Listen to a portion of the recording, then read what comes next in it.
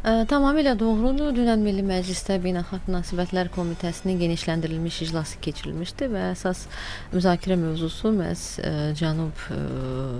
qlobal Cənubda Azərbaycanın rolu və bu istiqamətdə biz müzakirələr aparmışıq. Əslində bu gün dəyişən dünyada anlayışlar da dəyişir və əgər bundan öncəki dövrdə yəni güclü, böyük ərazisi olan, dərin, yəni qədim tarixə malik olan, güclü iqtisadiyyata malik dövlətlər daha güclü hesab olunurdu. Həm siyasi, həm hərbi, həm iqtisadi nöqteyi nəzərdən.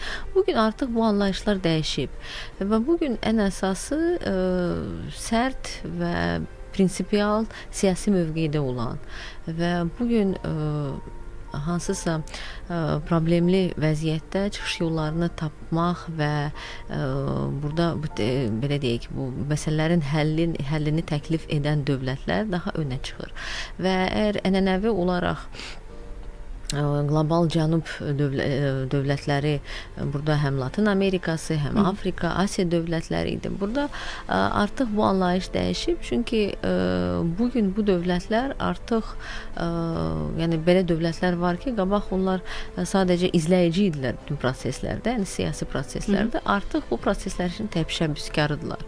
Və Azərbaycan da həmin dövlətlərin sırasındadır. Biz vaxtilə baxmaraq ki, yəni ki, gənc, ərazisi böyük olmayan bir dövlətik, amma həm regional məsələlərdə, eyni zamanda dünyada gedən proseslərdə Azərbaycan artıq özünə məxsus bir yer tutub və burada biz həm siyasi proseslərdə, həm iqtisadi proseslərdə, eyni zamanda logistik məsələlərdə, logistik haba çevrilməsi və burada hansısa tranzit layihələrin, transport layihələrin ortaya çıxması, bu da həm qərbi, şərqlə, həm cənubi, şimalla birləşən bir amillərdir. Və bu təkcə artıq geografi məna daşımır, bu həm siyasi məna daşıyır, iqtisadi məna daşıyır